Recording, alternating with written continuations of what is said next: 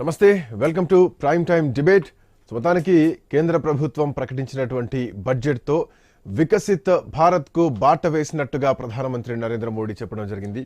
సంస్కరణలకు ఊతం ఇచ్చాం, అట్లాగే ప్రైవేట్ రంగాన్ని చాలా ప్రోత్సహిస్తున్నాం అన్నట్టుగా కూడా చెప్పారు. అయితే బడ్జెట్ స్పీచ్లో ఏ రాష్ట్రానికి ఎంత కేటాయించారు, ఏమిచ్చారో అన్నది ఇంకా పూర్తి క్లారిటీ రావాల్సినటువంటి అవసరం ఉంది. ప్రస్తావన అయితే రాలేదు రాష్ట్రాలకు పరంగా. ప్రాజెక్టుల పరంగా కొంతవరకు అయితే వచ్చింది. అయితే బీహార్ విషయం మాత్రం చాలా ప్రధానంగా తీసుకుంది కేంద్రం, అది స్పష్టంగా తెలుస్తోంది. ఇక మంత్రిత్వ శాఖల వారీగానే కేటాయింపుల గురించి ఆర్థిక మంత్రి నిర్మలా సీతారామన్ చెప్పడం జరిగింది. అంటే మంత్రిత్వ శాఖల వారీగా విడుదలయ్యేటువంటి ప్రకటనల్లోనే ఒక స్పష్టత రావాల్సినటువంటి అవసరం ఉంది. అటు ఏపీకి 23,000 కోట్లు కేటాయించినట్టుగా ప్రచారం అయితే ఒకటి నడుస్తోంది. సో మరోవైపు పోలవరం నుంచి at the same time Visakha steel plant వరకు కూడా నిధుల కేటాయింపులు మాత్రం జరిగాయి. అయితే ఏపీ ఆశించినట్టుగానే నిధులు ఇచ్చారా, ఏదైనా వెళుతుందా అనేది ఇంకా స్పష్టత రావాల్సినటువంటి అవసరం ఉంది. ఇక తెలంగాణకు వచ్చినటువంటి కేటాయింపులపైన ముఖ్యమంత్రి రేవంత్ రెడ్డి ఒక సుదీర్ఘమైనటువంటి సమావేశం ఇంకా నడిపిస్తున్నారు. అధికార పక్షంతో పాటు సర్కార్లోని మంత్రులు ఎవరైతే ఉన్నారో కేంద్ర బడ్జెట్ పైన పెదవైతే విరుస్తున్నారు. ఆశించింది కొండంత అయితే గోరంత కూడా ఇవ్వలేదు అన్నటువంటి విమర్శలు కూడా పెద్ద ఎత్తున వినిపిస్తున్నాయి. సో మొత్తానికి గురజాడ వచనాలు వల్లించినా కానీ పెద్దగా నిధుల జాడ లేదు అన్నటువంటి కామెంట్స్ తెలుగు రాష్ట్రాల నుంచి వినిపిస్తున్నటువంటి అంశం. ఓవైపు అటు కూటమి ప్రభుత్వం, ఇటు కాంగ్రెస్ ప్రభుత్వం. కూటమిలో ఉన్న ఇటు కాంగ్రెస్ ప్రభుత్వంలో ముఖ్యమంత్రిగా రేవంత్ రెడ్డి ఉన్నా కానీ సో సఖ్యత మాత్రం కొనసాగుతోంది. ఎక్కడ వార్ లేదు, రెండు పొలిటికల్ పార్టీస్ మధ్యలో ఒక యుద్ధ వాతావరణం మాత్రం లేదు ప్రభుత్వాల మధ్య, కేంద్ర రాష్ట్ర ప్రభుత్వాల మధ్య. సో రేవంత్ రెడ్డి కూడా ఆ సయోధ్యలోనే ముందుకు వెళ్తున్నారు. ఎక్కడ నువ్వెంత అంటే నువ్వెంత అన్నట్టు పోవట్లేదు. బట్ అయినప్పటికీ ఈ బడ్జెట్ సంబంధించి కొంత నిరాశలు అయితే కనిపిస్తున్నాయి రెండు తెలుగు రాష్ట్రాల్లో. సో తెలుగు రాష్ట్రాలపైన నిజంగానే బీజేపీ తన వైఖరి చూపించిందా, సో తెలంగాణ పైన కూడా వైఖరి అదే విధంగా చూపించిందా, సో అటు పోలవరం ప్రాజెక్ట్ సంబంధించి కానీ అమరావతికి సంబంధించినటువంటి అంశాలు కానీ ఇప్పటికే ప్రకటించినా కానీ సో పోలవరం విషయంలో కొంత వెసులుబాటు, స్టీల్ ప్లాంట్ విషయంలో కూడా అనుకున్నంత కాకుండా కొంత వచ్చినట్టుగా కనిపిస్తోంది. ఇంకా శాఖల వారీగా ఏ శాఖకు ఎంతెంత ఇచ్చారు, ఏ రాష్ట్రాలకు ఎంత రావాలి అన్నటువంటి ఒక క్లారిటీ మాత్రం ఇంకా రావాల్సినటువంటి అవసరం ఉంది. ఒకవైపు ఇప్పటికే ముఖ్యమంత్రి రేవంత్ రెడ్డి సమీక్షా సమావేశం జరుగుతోంది.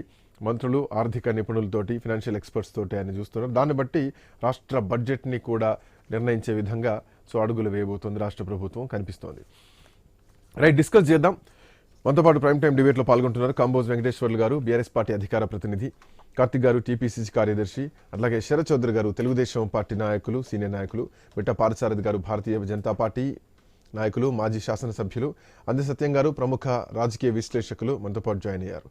నమస్తే అండి, welcome to prime time debate. So ముందుగా సత్యం గారు, గుడ్ ఈవినింగ్. గుడ్ ఈవినింగ్ అండి. సో తెలుగు రాష్ట్రాలకు బడ్జెట్లో ఒరిగిందేమిటి? సో మళ్ళీ నిరాశేనా? ఇప్పటికే తెలంగాణ నుంచి మంత్రులు మాట్లాడుతున్నారు, అటు ఏపీ నుంచి కూడా మాజీ మంత్రులు మాట్లాడుతున్నారు. వైసీపీ ఇప్పటికే రియాక్ట్ అవుతోంది. గతంలో మమ్మల్ని కారం ముద్దలు తిని 2 కారం ముద్దలు ఒంటికి గూసుకోమన్నారు, ఇప్పుడు మీరు అదే పని చేయండి, కొంచెం రేషం వస్తుంది అన్నటువంటి గత పవన్ కళ్యాణ్ మాటల్ని ఇప్పుడు మళ్ళీ వాళ్ళు పునరావృతం చేస్తున్నారు. ఇటువైపు తెలంగాణలో పోయినసారి బీహార్కి ఇచ్చారు, ఈసారి గుజరాత్కి ఇవ్వండి, నెక్స్ట్ టైము మళ్ళీ మీ రాష్ట్రాలకు ఉత్తరప్రదేశ్కే ఇచ్చుకోండి, తెలంగాణను గాలికి వదిలేశారు. అసలు తెలంగాణ భారతదేశంలో పార్టే కాదా? ఇక్కడ 8 మంది ఎమ్మెల్యేలను గెలిపిస్తే మీరు తెలంగాణకు చేసింది ఏమిటి అన్నటువంటి ప్రశ్నలు రాజకీయంగా వినిపిస్తున్నాయి. సో ఎట్లా చూడవచ్చు రెండు తెలుగు రాష్ట్రాలకు వచ్చినటువంటి బడ్జెట్ని సత్యం గారు? సహజంగానే రాష్ట్రాలకు ఎక్కువ ట్రాన్స్ఫర్ చేయాలనేటువంటి కోరిక అన్ని రాష్ట్రాలకు ఉంటుంది. అవును, ఎందుకంటే నిన్న ఎకనామిక్ సర్వే ప్రకారం మనకు లెక్క వచ్చింది. 60% నిధులు కేంద్రం చేతుల్లో పోతే 40% నిధులు అన్ని రాష్ట్రాలకు కలిపి వస్తున్నాయి. ఖర్చు మాత్రం అన్ని రాష్ట్రాలు కలిపి 60% పెడితే కేంద్రం 40% మాత్రమే ఖర్చు పెడుతుంది అనేది ఒక సంవత్సరం నుంచి వస్తూనే ఉంది. ఆ డేటా 1 or 2% అటు ఇటుగా కొనసాగుతుంది. అంటే రాష్ట్రాలు నిధుల విషయంలో తీవ్ర ఒత్తిడి ఎదుర్కొంటున్నాయి. Whether it is BJP, Congress or CPM, ఇంకే ఏ రాష్ట్రం అయినా ఇప్పుడున్నటువంటి పరిస్థితి అది. సహజంగానే బడ్జెట్ రాగానే రాష్ట్రాలు తమ డిమాండ్స్ ప్రజెంట్ చేయటం లేదా ఓపెన్ గా డిమాండ్ చేయటం ఇటువంటి నడుస్తూ ఉంటాయి ప్రతి బడ్జెట్ ముందు కూడా. దీంట్లో ముఖ్యంగా ఈసారి బడ్జెట్ ఒక స్పెషల్ ఆబ్జెక్టివ్ తోటి పెట్టారు. గత 10 ఏళ్లుగా మనం ఎప్పుడు చూడనటువంటి ఇన్కమ్ ట్యాక్స్ రిబేటు పెద్ద స్థాయిలో ఇచ్చింది. అవును. దీనికి ప్రధాన కారణం ఏంటంటే జీడిపి 7% చొప్పున పెరుగుద్ది అని చెప్పేసి ఒక ఓవర్ కాన్ఫిడెన్స్ ఉన్నప్పుడు అకస్మాత్తుగా డిప్ అయిపోయింది. 6.4% పడిపోయింది. పడిపోతే దాని మీద వచ్చినటువంటి కన్క్లూజన్ ఏమిటంటే కొనుగోలు శక్తి పడిపోయే జీడిపి పడిపోయింది అనేది ఆర్బీఐ అదే నిర్ణయానికి వచ్చింది. ఎక్స్పర్ట్స్ అదే నిర్ణయానికి వచ్చారు. తర్వాత కేంద్ర ప్రభుత్వం అదే నిర్ణయానికి వచ్చింది. కాబట్టి ఖచ్చితంగా మధ్యతరగతి యొక్క కొనుగోలు శక్తి పెంచకపోతే జీడిపి ఇంకా పడిపోయే అవకాశం ఉందని చెప్పేసి అందరికి కన్క్లూజన్కి వచ్చిన తర్వాత ఖచ్చితంగా ఇవాళ మధ్యతరగతి వాళ్లకు పెద్ద ఎత్తున రిబేట్ ఇచ్చారు. కొనుగోలు శక్తి పెంచాలనేటువంటి ఉద్దేశంతో అది చేశారు. తర్వాత ఎప్పుడు ఉద్యోగ సంఘాలు గత 10 ఏళ్లుగా రిబేట్ ఇవ్వమంటే ఏ ప్రభుత్వం ఇవ్వలేదు. కానీ ఇప్పుడు కార్పొరేట్ వర్గాలు కూడా మధ్యతరగతి రిబేట్ ఇవ్వాలని చెప్పేసి ఇండస్ట్రియలిస్టులు, కార్పొరేట్లు కూడా చెప్పారు. ఎందుకంటే వాళ్ళు చేస్తున్నటువంటి ఉత్పత్తులకు డిమాండ్ లేదు. కాబట్టి డిమాండ్ క్రియేషన్ కోసం ఈ స్టెప్ తీసుకొని ఇది ఒక ఆబ్జెక్టివ్ తోటి ఈ బడ్జెట్ లో ఇన్కమ్ ట్యాక్స్ ది తెచ్చారు. ఇవాళ ఇన్కమ్ ట్యాక్స్ గురించే, స్లాబ్స్ గురించే అన్ని డిబేట్స్ లో చర్చ జరుగుతా ఉంది. ఎందుకు చేశారు, ఏంటి అసలు ఆబ్జెక్టివ్ ఏంటంటే నేను చెప్పేది ఆబ్జెక్టివ్ అంటే కొనుగోలు శక్తి పెంచడమే దాని ఉద్దేశం. తర్వాత రెండో విషయం ఏంటంటే ఇవాళ మరి రాష్ట్రాలకు ట్రాన్స్ఫర్ నిధులు బడ్జెట్ ద్వారా రాష్ట్రాలకు నిధులు ట్రాన్స్ఫర్ చేయాలన్నప్పుడు సహజంగానే కేంద్ర ప్రభుత్వం రాష్ట్రాల్లో ఏ రాష్ట్రంలో ఎన్నికలు ఎక్కువ ఉంటే ఆ రాష్ట్రాలకు కొన్ని ప్రాజెక్టులు ఎక్కువ కేటాయిస్తూ వస్తుంది. ఉదాహరణకు హిమాచల్ ప్రదేశ్ ఎన్నికలు జరిగేటప్పుడే ప్రధానమంత్రి మహారాష్ట్ర పర్యటన చేస్తూ ఒక 50,000 కోట్ల ప్రాజెక్టులు ఓపెన్ చేశాడు. ఎలక్షన్ షెడ్యూల్ ఇస్తే సాధ్యం కాదని. అట్లనే ఏ రాష్ట్రానికైనా ఎన్నికలు జరుగుతుంటే కాస్త ఎక్కువ అలాట్ చేస్తా ఉన్నారు. అట్లే ఇప్పుడు బీహార్కు ఎలక్షన్లు ఉన్నాయి కాబట్టి ఎక్కువ పథకాలు ఇచ్చారనేది అధికార పార్టీకి తెలుసు, ప్రతిపక్షాలకు కూడా తెలుసు. అయితే మా రాష్ట్రాలకు ఎందుకు ఇవ్వరు అని ప్రతి రాష్ట్రం అనుకుంటది.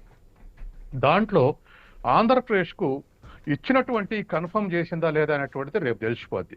అంటే ఇప్పుడు పోలవరం ముందు 25,000 కోట్లు అంటే ఆలస్యం అవుతా అంటే 35,000 కోట్లు, 40,000 కోట్లు, 45,000 కోట్లు. ఆ మధ్య చంద్రబాబు అనేది అయితే ఇంకో 2 ఏళ్ళు ఆలస్యం అయితే 70,000 కోట్లు కూడా అవుతారు అంటాడు. అది పెరుగుతా ఉంటే గతంలో కేంద్ర ప్రభుత్వం ముందు రిజెక్ట్ చేసింది, ఆ తర్వాత ఇచ్చుకుంటూ పోతుంది.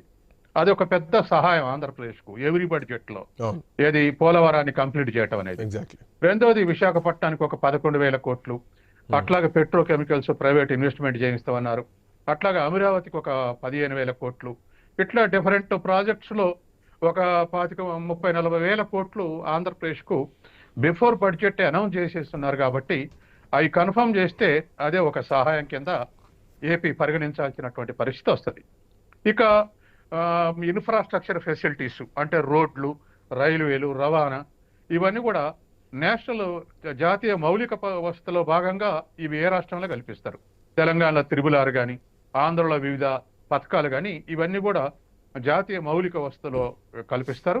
తర్వాత దరిదాపు బడ్జెటరీ కేటాయింపులే కాకుండా అప్పుల ద్వారా తెచ్చినవి కూడా వీటన్నిటికి కేటాయిస్తారు. 58 లక్షల కోట్ల నుంచి వాళ్ళ 183 లక్షల కోట్లకు పెరగొచ్చు ఈ బడ్జెట్ పూర్తయ్యే వరకని నిన్న ఎకనామిక్ సర్వే చెప్పింది. కాబట్టి ఎందుకు ఇట్లా అప్పులు చేస్తారంటే బీజేపీ చెప్తున్న జవాబు కూడా ఇన్ఫ్రాస్ట్రక్చర్ కి ఎక్కువ ఖర్చు పెడుతున్నాం అని చెప్తుంది. కాబట్టి దాంట్లో భాగంగా అన్ని రాష్ట్రాలకు ఇటువంటి పథకాలు వస్తా ఉన్నాయి. అట్లాగే తెలంగాణ విషయానికి వచ్చినప్పుడు విభజించిన కాంచి కూడా తెలంగాణ అన్ని పార్టీలు ఒక డిమాండ్ ఏంటంటే ఒక్కటనే జాతీయ ప్రాజెక్టుగా చేపట్టాలి. కాళేశ్వరం పూర్తయింది, అప్పుడు ప్రాణహిత చేయాలంటే అది కాళేశ్వరం పూర్తయిపోయింది. కాబట్టి ఇప్పుడైనా పాలమూరు రంగారెడ్డి పథకాన్ని ఒక 35,000 కోట్లు అయ్యే అవకాశం ఉంది, దానినైనా నేషనల్ ప్రాజెక్ట్ డిక్లేర్ చేయాలి అనేది. నిన్న కొంతమంది డిబేట్స్ లో బీజేపీ మిత్రులు అన్నది అయితే అసలు డిపిఆర్ సబ్మిట్ చేయడం ఎక్కిస్తారని, ఆ తర్వాత కన్ఫర్మ్ అయింది అంటే డిపిఆర్ సబ్మిట్ చేశారు.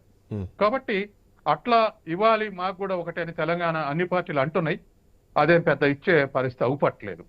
కాబట్టి ఇంకా యువతల విభజన 30th షెడ్యూల్లో పేర్కొన్నటువంటి కోచ్ ఫ్యాక్టరీ లేకపోతే ఉక్కు ఫ్యాక్టరీ, బయ్యారం ఇటువంటి అన్నప్పుడు బయ్యారం వయబుల్ గా లేదని, కోచ్ ఫ్యాక్టరీ మొదట రిపేరింగ్ కి ఇచ్చారు, ఆ తర్వాత ఇప్పుడు కోచ్ ఫ్యాక్టరీ వస్తుంది అనేటువంటిది. ఏమైనా ఇవన్నీ రేపు ఆబ్జెక్టివ్ గా అంటే ప్రాజెక్ట్ ఓరియంటేషన్ ఏ ప్రాజెక్ట్ ఇచ్చారైతే రేపు కన్ఫర్మ్ అవుతుంది. ఏదేమైనా ఈ పరిస్థితుల్లో రాష్ట్రాలకైతే నిధులు ట్రాన్స్ఫర్ కావాల్సినట్టు నేను ఇంతకుముందు చెప్పిన లెక్క ప్రకారం 60-40% అన్నప్పుడు స్వయం పోషకం తయారు చేయాల్సినటువంటి బాధ్యత కేంద్రం మీద ఉంది.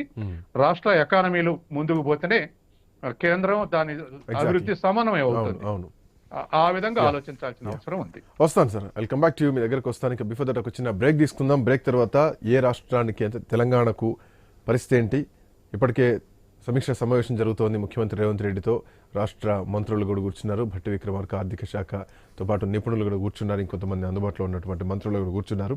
సో ప్రత్యేకమైనటువంటి నిధి కేటాయించడంలో బీజేపీ లేదంటే కేంద్ర ప్రభుత్వం తెలంగాణను చిన్న చూపు చూస్తుందా, తెలుగు రాష్ట్రాల పరిస్థితి ఏమిటి అన్నది ఒక ప్రశ్న అయితే వినిపిస్తోంది. లెట్స్ సీ, ఒక డిస్కస్ చేద్దాం. చిన్న బ్రేక్ తీసుకుందాం. బ్రేక్ తర్వాత డిబేట్ విల్ బి కంటిన్యూ.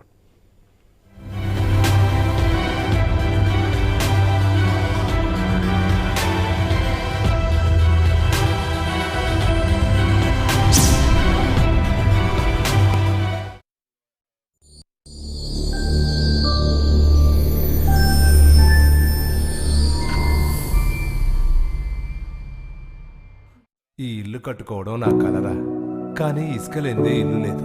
మొదట ఇసుక అందుబాటులో లేదు, తరువాత పెంచిన ధరలు మనకు అందుబాటులో లేవు. నానా అదంతా ఒకప్పుడు. ఇప్పుడు కూటమి ప్రభుత్వం రాగానే గౌరవ ముఖ్యమంత్రి నారా చంద్రబాబు నాయుడు గారు ఉచిత ఇసుక విధానం తీసుకొచ్చారు. మనం చూసుకోవాల్సిందల్లా ఒకటే నాన్న, ట్రాక్టర్ తీసుకెళ్లాలా లేదంటే ఎడ్ల బండ, ఇంతే.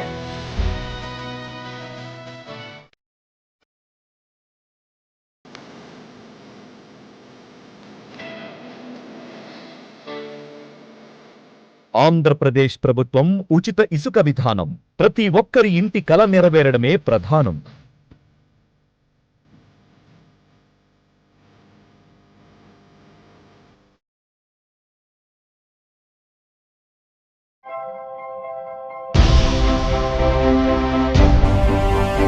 ఏంటి అలాగే నిలిచిపోయావు? గోల్డ్, డైమండ్, సిల్వర్ రేట్ ఇలా ఉంటే ఇలా నిలిచిపోకుండా ఎలా ఉండేది? మన కంట్రోల్లో లేని దాని గురించి ఫీల్ చెయ్యకు. ప్రజలకు మనం ఏం చేయగలమో ఆలోచించు గురు. తగ్గింపు ధమాకా. అన్ని బంగారు నగలపై లలిత వారి మార్కెట్లోనే తక్కువ తరుగులో ఇంకా 1% తగ్గింపు ఇద్దాం.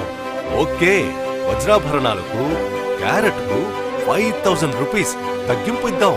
హలో, నన్ను మర్చిపోయారే, వెండిలో కూడా తగ్గింపు ఇద్దాం. అంటే ఇది బంగారం, వజ్రం, వెండి తగ్గింపు ధమాకా. మీ లలితలో ధరలు కంపేర్ చెయ్యండి, ఎక్కడ తక్కువో అక్కడే కొనండి.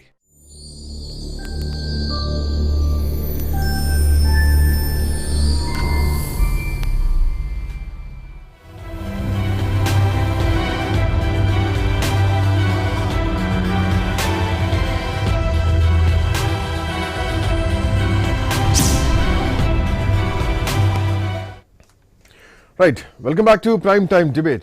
సో మొత్తానికి కేంద్ర బడ్జెట్తో వికసిత భారత్కు బాటలు వేశామంటూ ఇప్పటికే ప్రధానమంత్రి నరేంద్ర మోడీ ఈరోజు మీడియా ముందుకొచ్చి మాట్లాడడం జరిగింది. సో ఏ రాష్ట్రాలకు ఎంతెంత కేటాయించారు అన్నటువంటి అంశాలు కూడా పూర్తిగా పరిగణలోకి రావాలి. మరోవైపు ఇప్పటికే అటు ఏపీలో కానీ ఇటు తెలంగాణ రాష్ట్రంలో కానీ రెండు తెలుగు రాష్ట్రాలకు అనుకున్నంత వెసులుబాటు లేదు బడ్జెట్లో అన్నది ఒక చర్చ బలంగా వినిపిస్తున్నది. సో దీంట్లో భాగంగా ఇప్పటికే అటు పోలవరం విషయానికి వస్తే, ఆంధ్రప్రదేశ్ విషయానికి వస్తే ఏపీకి ప్రత్యేక కేటాయింపులు జరిగే Polavaram project, Visakha steel plant, same time Visakha పోర్టుతో పాటు ఆరోగ్య వ్యవస్థలకు సంబంధించినటువంటి దాన్ని ఇంకా స్ట్రెంగ్తన్ చేయడానికి కూడా కేంద్రం నిధులైతే ఇవ్వడం జరిగింది. పోలవరానికి 5,936 కోట్ల రూపాయలతో పాటు నిర్మాణానికి బ్యాలెన్స్ గ్రాంట్గా 12,157 కోట్లు రిలీజ్ చేయడం జరిగింది, కేటాయించడం జరిగింది. విశాఖ స్టీల్ ప్లాంట్కు కూడా 3,295 కోట్ల రూపాయలని కేటాయించింది కేంద్రం.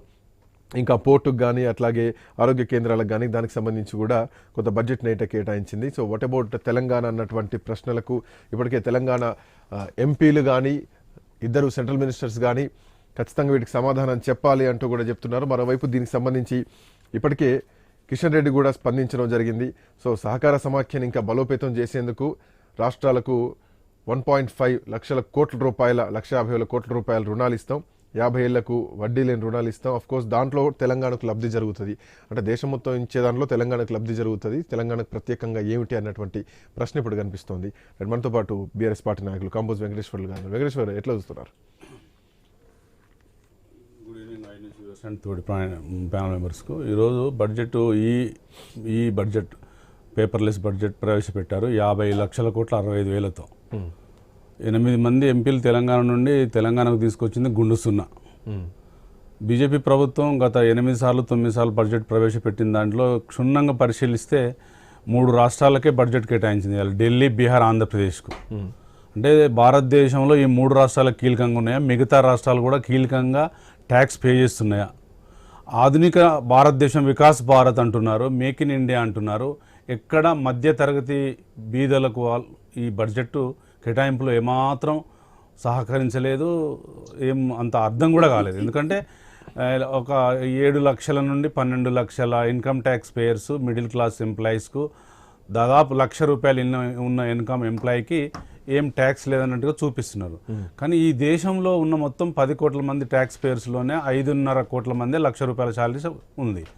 దాంట్లో భిన్నంగా ఏం కొత్త చూపెట్టినట్టు కనబడట్లేదు. ఎందుకంటే ఈ దేశంలో దాదాపు 49 కోట్ల మంది బిలో ప్రాపర్టీ లైన్లో ఉన్నారు.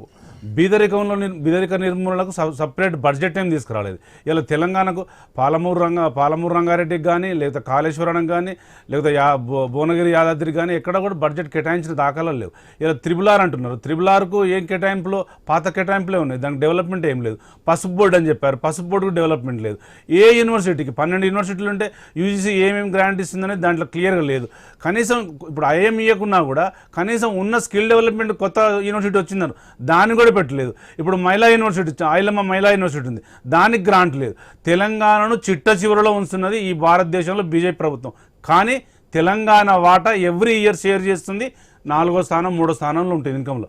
ఇలా భారతదేశానికి రావాల్సినటువంటి 50 లక్షల కోట్ల 65,000 బడ్జెట్లో 24% అప్కరూపకంగా వస్తే 22% ఇన్కమ్ ట్యాక్స్కి వస్తుంది, 16% కార్పొరేషన్ ట్యాక్స్లు వస్తుంది, జిఎస్టీ 18% వస్తుంది. అంటే ఈ భారతదేశంలో ట్యాక్స్ పేయర్స్కు నేను ఒక ట్యాక్స్ పేయర్గా ఉన్నా నాకు ఏం బెనిఫిట్ ఇవ్వట్లేదు. అంటే ఈ భారతదేశంలో 140 కోట్ల మందికి ఓన్లీ మసిమూసి మారేడుకాయలు చేసే బడ్జెటే తప్ప బీదరిక నిర్మూలన గురించి కొత్త బడ్జెట్, ధరలు తగ్గించేటి ఆధునిక పరికరాలు, మేక్ ఇన్ ఇండియా అంటున్నారు. మళ్ళీ మనం చైనా మీద, జపాన్ మీద ఆధారపడే పరిస్థితి ఉంది. ఇలా మన పరిశ్రమలు తీసుకుంటే ఇది దేన్ని ఎక్కడ డెవలప్ చేసారు? మీరు పబ్లిక్ సెక్టర్ని ఎక్కడ తీసుకురాలేదు. కొత్త బడ్జెట్ ఏం లేదు దీంట్లో. లాస్ట్ ఇయర్ బడ్జెట్ ఇప్పుడు ఉంది, పెంచినరు. దాంట్లో ఏం కనబడుతుంది? బీదలకు అర్థం కావాలి, బీదలకు సమూలంగా న్యాయం జరగాలి. ఓన్లీ ట్యాక్స్ పేయర్స్ గురించి ఇలా 8th పే కమిషన్లు చెప్తున్నారు. మీరు హెచ్ఆర్ఏ మీద ఏం క్లియారిటీ ఇవ్వలేదు. ఇవన్నీ మాట్లాడుకుంటే మనకి 1 అవర్ చర్చ సరిపోదు.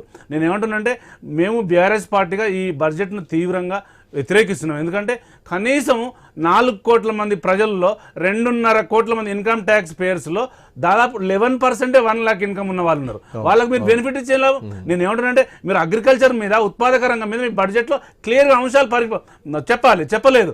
లాస్ట్ ఇయర్ నేను ఏమంటున్నా 24-25 బడ్జెట్లో, ఈ 25-26 బడ్జెట్లో ఏముంటుంది? April 1 నుంచి March 31 వరకు మేము ఇవి చేస్తామని చెప్తున్నారు. మీరు ఇప్పుడు బీహార్కు గగనంగా ఇచ్చారు ఓట్లు వేయడం కోసం. ఇలా ఢిల్లీ ఎలక్షన్ ఉందని ఇచ్చారు, ఆంధ్రప్రదేశ్ బిఫోర్ ఇచ్చారు, మళ్ళీ ఈ బడ్జెట్లు ఇచ్చారు. అంటే తెలంగాణ మ్యాప్ లో లేదా, భారతదేశ మ్యాప్ లో ఢిల్లీని బేస్ చేసుకొని ఇచ్చారనుకోవచ్చు. ఢిల్లీకి రేపు 6 తారీఖు ఎలక్షన్ ఉన్నాయని ఆయన ఇప్పుడు బడ్జెట్ లో పెట్టారు తప్ప ప్రజలకు అనుకూలంగా, ప్రజలు మిడిల్ క్లాస్ ఇలా 50-60 కోట్ల మంది బీదరికాన్ని ఉన్నారు.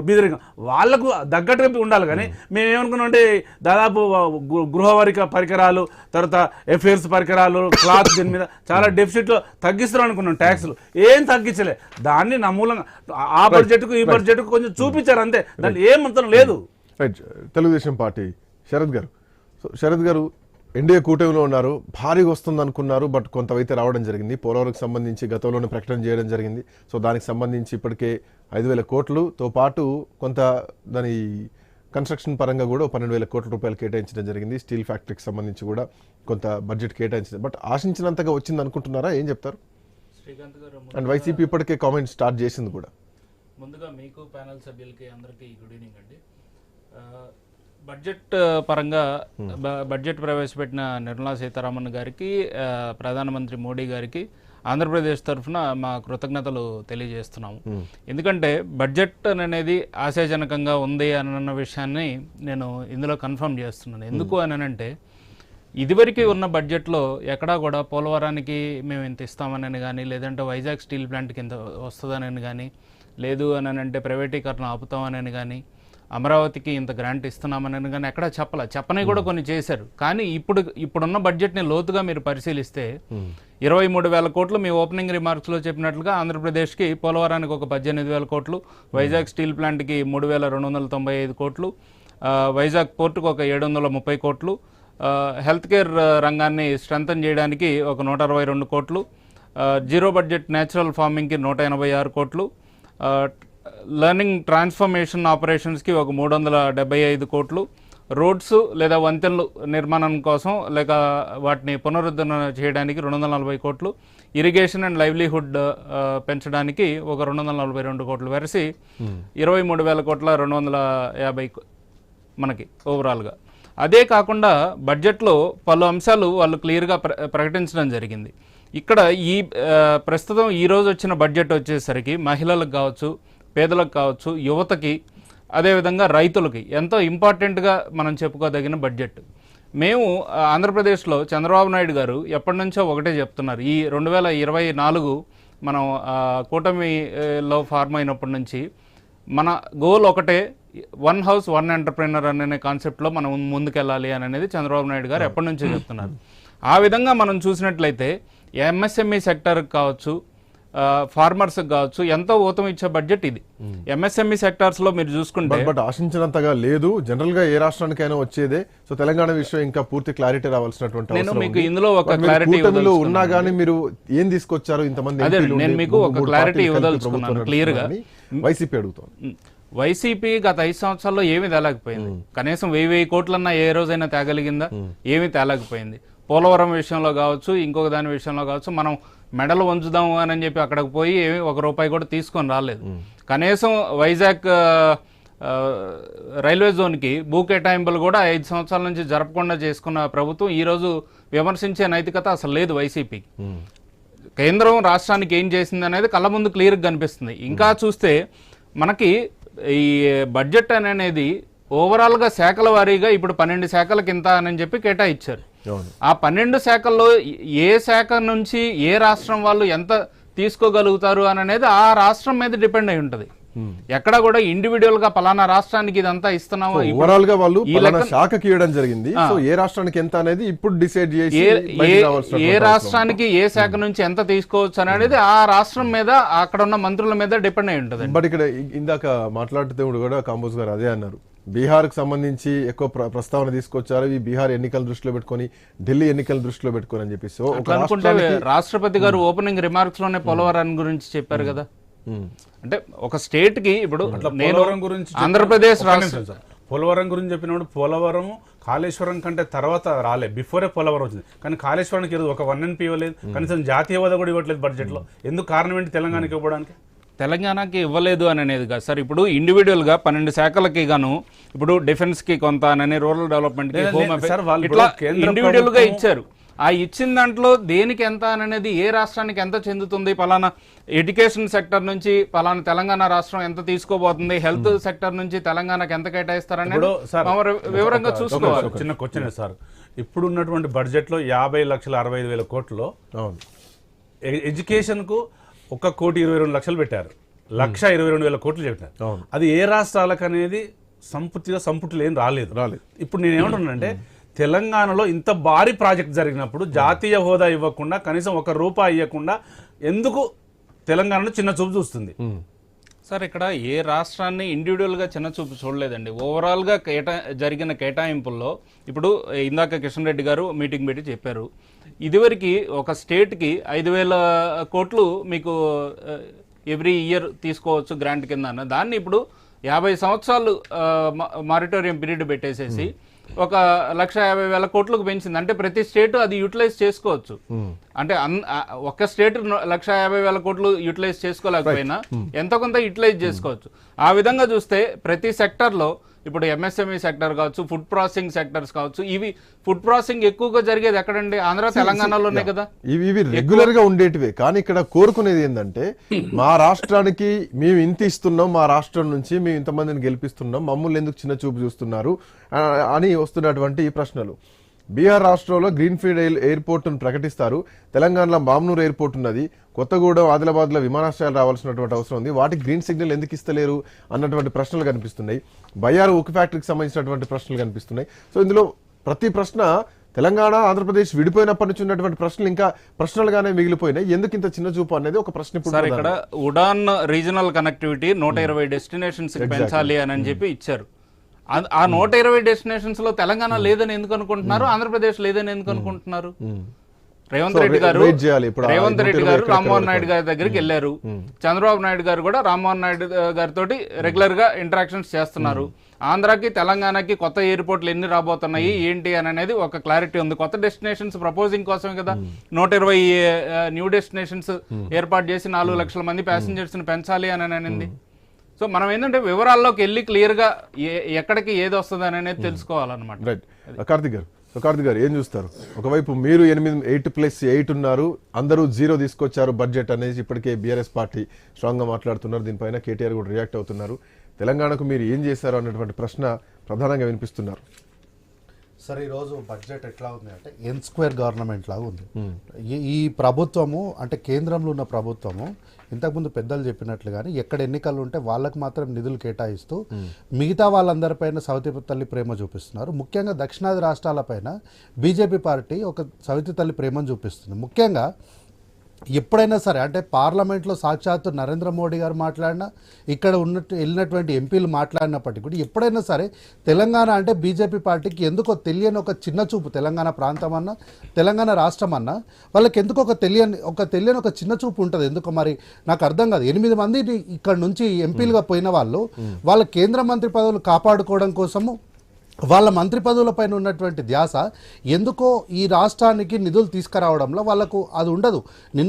అంటే చాలా కొద్ది రోజుల క్రితమే మేము పసుపు బోర్డు ఇచ్చేసినాము, అంతా అయిపోయింది, మీకు మొత్తము ఇక బంగారు పల్లెంలో ఇస్తున్నామని చెప్పినారు. ఈరోజు పసుపు బోర్డుకి ఎన్ని నిధులు కేటాయించారో చెప్పలేదు. వారీగా నిధుల అంశం బయటకు వస్తే ఖచ్చితంగా మరి తెలంగాణ కూడా దీంట్లో ఉంటుందేమో, ఆ అంశాన్ని కూడా ఎందుకు చూడట్లేదు ప్రశ్న. సార్, ఉంటుందా లేదా అన్నది ఈ రోజు మేడం గారు చదివినటువంటి బడ్జెట్ స్పీచ్ ఏదైతే ఉందో దాన్ని వింటేనే మనకు అర్థమవుతుంది తెలంగాణ పైన వీళ్ళకి ఎంత ప్రేమ ఉంది, ఇచ్చినటువంటి పసుపు బోర్డు పైన వీళ్ళకి ఎంతవరకు నిధులు ఇచ్చినారనే దానిపైన మేడం గారి స్పీచ్ వింటేనే మనకు అర్థమవుతుంది. ఇంకా మళ్ళీ మనము ఆ తర్వాత పూర్తి వివరాలు వచ్చిన తర్వాత తెలంగాణకి ఏదో ప్రత్యేకమైన నిధులు వస్తాయని ఆశించడం కూడా అది మనం పగటి కళలు తప్ప ఇంకేముండదు. కాబట్టి ఇటువంటి పరిస్థితుల్లో తెలంగాణ రాష్ట్రానికి సంబంధించినటువంటి ఆర్థికపరమైనటువంటి అంశాలు ఈరోజు కేంద్ర మంత్రి గారు మాట్లాడినటువంటి నేపథ్యంలో ముఖ్యమంత్రి గారు చాలా బాధ్యతగా ఫైనాన్షియల్ ఎక్స్పర్ట్స్ అందరినీ పిలిచి దీనిపైన మనం ఏ విధంగా ముందుకెళ్ళాలి, ఒకవేళ వారి దగ్గరికి వెళ్ళి సహకారం అందకపోయినా కూడా మనం ఎట్లా ఈ రాష్ట్రాన్ని ఆర్థికపరమైనటువంటి అంశాల్లో బలోపేతం చేయాలనే విషయం పైన ఈరోజు ఒక చర్చ పెట్టిన నేపథ్యం ఉంది. ఇటువంటి చర్చలు మనం ఎప్పుడు గతంలో చూడలేదు. కానీ ఇదొక మంచి పరిణామం. అయితే సెంట్రల్ గవర్నమెంట్ యూనియన్ గవర్నమెంట్కి 60 రూపాయలు వస్తుంటే ఖర్చు మాత్రం 40 రూపాయలు పెడుతూ భారాన్ని మాత్రం రాష్ట్రాలపైన వేయడం అనేది కేంద్రానికి ఇప్పటికీ కూడా అంటే 10 సంవత్సరాలు మేము పరిపాలన ఉన్నామని చెప్పుకుంటూనే వారికి ఇప్పటికి కూడా అనుభవం అంటే పరిపాలన ఎట్లా చేయాలనో వాళ్ళకి ఇంకా అనుభవం రాలేదు. ఉదాహరణకు నేను ఒక మాట చెప్తాను సార్, బడ్జెట్ అన్నా లేకపోతే దేశం పైన జీడిపి పైన ఈ దేశ పర్ క్యాపిటా పైన లేకపోతే ఇట్లాంటి అంశాలపైన డిపార్ట్మెంట్ కేటాయించినటువంటి బడ్జెట్ ఉందో దాంట్లో హైదరాబాద్ కూడా రాబోతోంది. ప్రపంచంలో ఒక మెడికల్ హబ్ గా హైదరాబాద్ రాబోతోంది. మెడికల్ టూరిజాన్ని ప్రోత్సహిస్తాం, హైదరాబాద్ కి రాబోతోంది అని చెప్పేసి ఇందులో హైదరాబాద్ కి లబ్ధి జరగబోతుందంటూ ఇప్పటికే బీజేపీ చెప్తోంది. ఓన్లీ చెప్తున్నారు. ఏమంటున్నా అంటే ఇప్పుడు ఉన్నటువంటి పరిస్థితుల్లో వాళ్ళు డిఫెండ్ చేసుకోవడానికి వాళ్ళ పైన అందరూ విమర్శనాస్త్రాలు ఎక్కువ పెట్టినప్పుడు వాళ్ళు చెప్పుకోవడానికి ఏంటంటే రాబోతున్నాయి, వస్తున్నాయి, త్వరలో వస్తాయి, రేపు వస్తాయి, ఎప్పుడు వస్తాయి సార్, ఎప్పుడు వస్తూనే ఉంటాయి. మధ్యలో ఏమన్నా వాళ్ళకి ఏమైనా అడ్డంకులు ఉన్నాయా రావడానికి? ఏమన్నా ట్రాఫిక్ సిగ్నల్స్ ఏమైనా ఉన్నాయా? శాఖలకు పెంచుతున్నటువంటి బడ్జెట్ ఉందో సో ఆ బడ్జెట్ లో తెలంగాణ కూడా వస్తుంది కదా, దీంట్లో కూడా. అవును సార్, నేను ఏమంటారు అంటే ఓవరాల్ గా దేశంలో అందరికి ఇస్తున్నాము, మీకు కూడా ఇస్తున్నాం, తీసుకోండి అంతే తప్ప తెలంగాణ రాష్ట్రం నుంచి ప్రత్యేకంగా హైదరాబాద్ నుంచి మీకు వస్తున్నటువంటి ఇన్కమ్ లో నుంచి తెలంగాణకు మీరు బాధ్యతగా తెలంగాణకు హక్కుగా రావాల్సినటువంటి నిధులను మాకు ఇవ్వడానికి మాటలు వచ్చినప్పుడే బీజేపీ ఏం చెప్తోందంటే ఇది దేశానికి సంబంధించినటువంటి బడ్జెట్, రాష్ట్ర పేర్లు చెప్పి దీంట్లో మేము బడ్జెట్లు కేటాయించామని చెప్తున్నారు. సరే అదే చెప్తున్నా, 10 సంవత్సరాలు మేము పరిపాలన చేసినామని చెప్తున్నారు, కానీ వాళ్ళకి ఇంకా పరిపాలనకి ఎట్లా చేయాలన్న దానిపైన వారికి ఇంకా అవగాహన కానీ అనుభవం రాలేదని అందుకే చెప్తున్నా.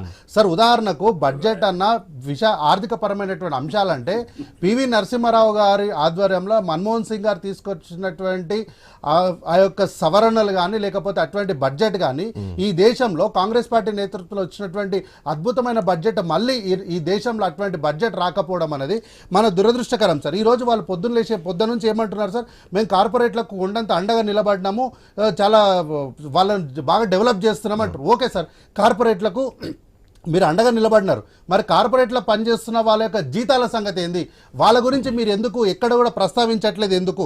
కాబట్టి ఏపీకి ఈరోజు ఎక్కువ నిధులు ఇచ్చినారని మాకేం బాధ లేదు సార్.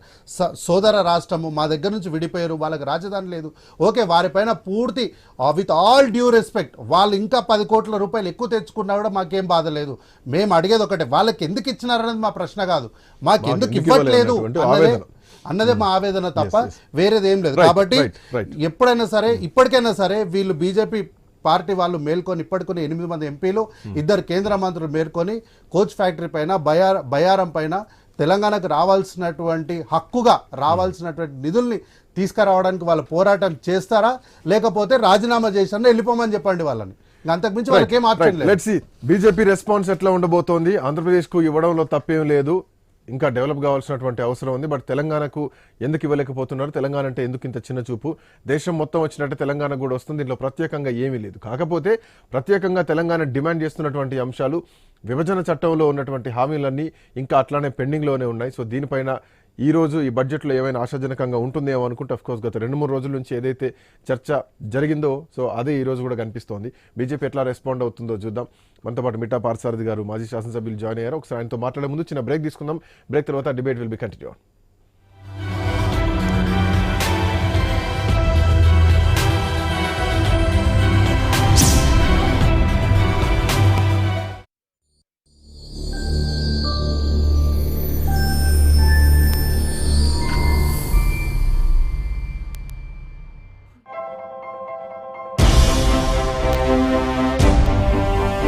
ఏంటి అలాగే నిలిచిపోయావు?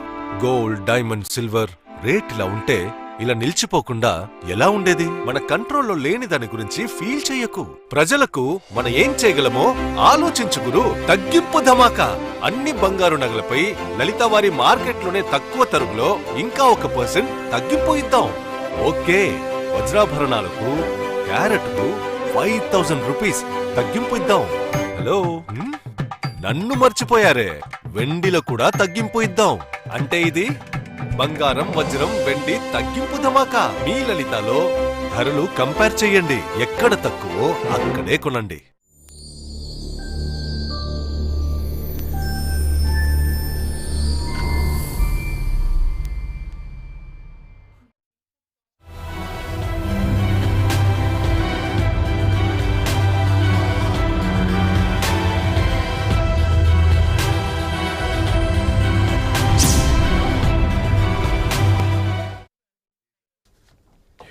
Welcome back to prime time debate. So మొత్తానికి బడ్జెట్కి సంబంధించి తెలుగు రాష్ట్రాల్లో 2 వర్షన్స్ వినిపిస్తున్నాయి. ఆంధ్రప్రదేశ్కి కొంత సఫిషియంట్ బడ్జెటే వచ్చింది. పోలవరం ప్రాజెక్ట్ సంబంధించి కానీ, విశాఖ స్టీల్ ప్లాంట్ సంబంధించి కానీ, విశాఖ పోర్టుకు సంబంధించినటువంటి అంశంలో ఆంధ్రప్రదేశ్కి కొంత అనుకూలమైనటువంటి ఆశాజనకమైనటువంటి బడ్జెటే వచ్చిందంటూ తెలుగుదేశం పార్టీ నాయకులు చెప్తున్నటువంటి క్రమంలో తెలంగాణ పరిస్థితి ఏమిటి?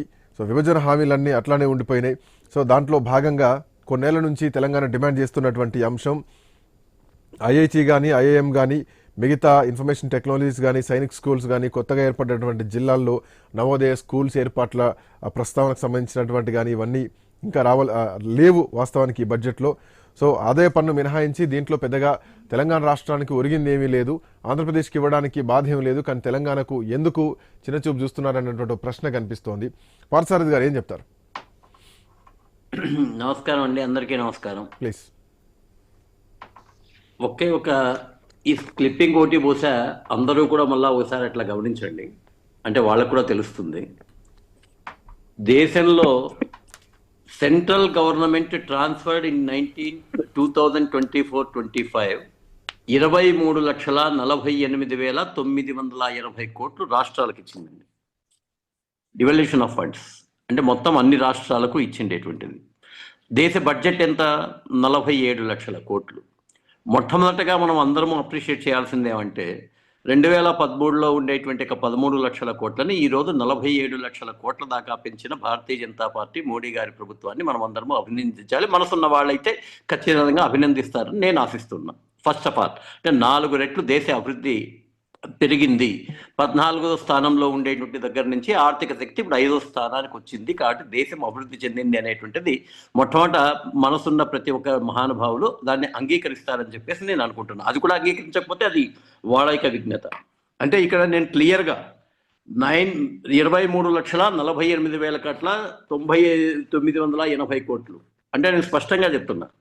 అంటే ఇక్కడ ఏదైనా కానీ బడ్జెట్ గురించి ఇంక మిగతా విషయాలు ఆ నంబర్లో ఉంది, నేను దాని గురించి మళ్ళీ నేను చెప్పడం కరెక్ట్ కాదండి. అంటే ప్రజలకు ఏ విధంగా వాళ్ళు ఇచ్చిండే సందేశం వెళ్ళిందో నేను ఇవ్వదలుచుకునేటువంటి కూడా భారతీయ జనతా పార్టీ ఆలోచన విధానం ఏముంది అని నేను చెప్పాను.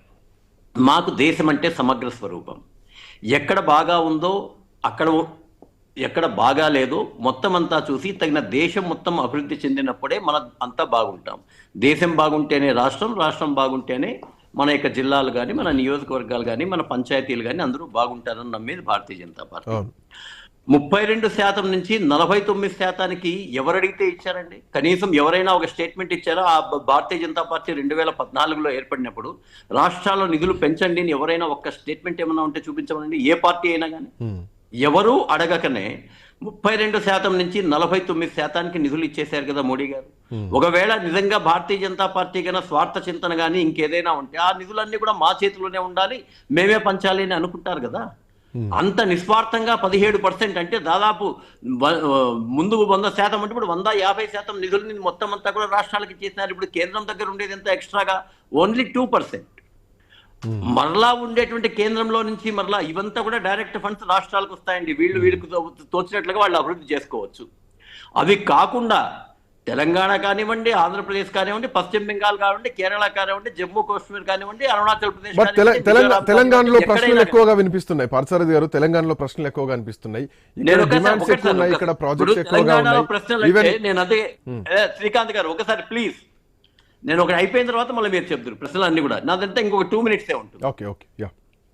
ఈ రోజు ఉన్నటువంటి యొక్క దాంట్లో దేశం సమగ్రంగా అభివృద్ధి చెందుతుందనే విషయం కాకుండా దేశం మధ్యలో, రాష్ట్రాల మధ్యలో రకరకాలైనటువంటి యొక్క విద్వేషాలు పెట్టడం కరెక్ట్ కాదనేటువంటిది మా వాదన. తెలంగాణలో ఇప్పుడు మెడికల్ కాలేజీకి సంబంధించి చాలా సార్లు వీళ్ళు ప్రకటనలు ఇస్తూ ఉంటారండి, మాకేం మెడికల్ కాలేజీ ఇవ్వలేదని. అయ్యా మహానుభావ, ఇప్పటికే మెడికల్ కాలేజీలు మిగతా రాష్ట్రాలతో పోలిస్తే ఎప్పుడు వీళ్ళు ఉత్తరప్రదేశ్నే మాట్లాడుతుంటారు. కర్ణాటక, ఆంధ్రప్రదేశ్, తెలంగాణ మరియు తమిళనాడులో కొంత భాగం కలిస్తే ఎంత జనాభా ఉంటుందో అంత జనాభా ఉండేటువంటి యొక్క ఉత్తరప్రదేశ్లో ఈ 3 రాష్ట్రాల్లో ఉండేటువంటి దాంట్లో 50% కూడా మెడికల్ కాలేజీలు లేవు.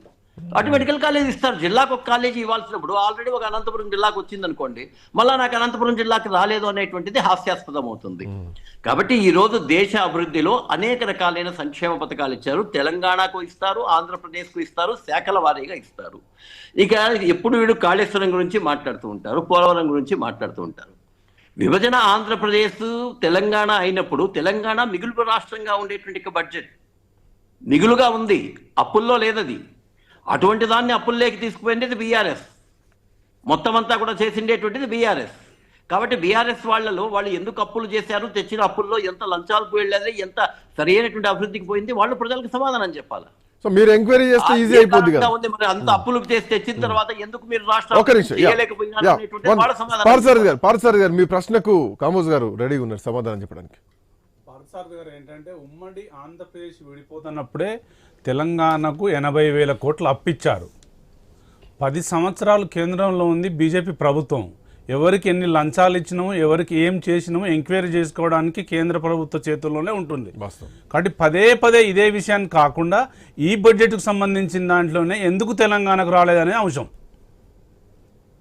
సో ఈ బడ్జెట్లో ఇంతకుముందే సోదరులే చెప్పారు, ఏంటి శాఖల వారీ ఇచ్చారు తప్ప ఇంతవరకు ఏది చెయ్యలేదు అనేటువంటిది ఫస్ట్ అందరూ కూడా గమనిస్తున్నారు, ప్రజలు గమనిస్తున్నారు. ప్రజలు విఘ్నులు కాబట్టి అని అంటే అందరూ చెప్తారు తెలంగాణ ప్రజలు విఘ్నులు అంటున్నారు కాబట్టి, మీరు తెలంగాణ ప్రజలు విఘ్నులు కాబట్టి వాళ్ళకు తెలుసు కాబట్టి 4 సీట్ల నుంచి 8 సీట్లు ఇచ్చారు. రాబోయేటువంటి రోజుల్లో 8 నుంచి 16 సీట్లు కూడా బీజేపీకి ఇస్తారు. ఫస్ట్ ప్రజలకు విఘ్నత ఉంది. ఇక్కడ మనం విమర్శ చేసేటువంటిప్పుడు దేశం అభివృద్ధి చెందుతోందా లేదా, దేశంలో ఉండేటువంటిది ఈ రోజు మొత్తం పన్ను శాతం అనేటువంటిది ఇచ్చారు. 4 లక్షల మందిగా 10 లక్షల మందిగా అనేటువంటి విమర్శించేటువంటి వాళ్ళకి తెలంగాణ వాళ్ళు ఉంటారా లేదండి? సో వాళ్ళకు లాభం వస్తుంది కదా. కేరళలో ఉంటారా, పశ్చిమ బెంగాల్లో ఉంటారా, అది నేను ఏమంటున్నాను సార్, కదా. ఇప్పుడు ఈ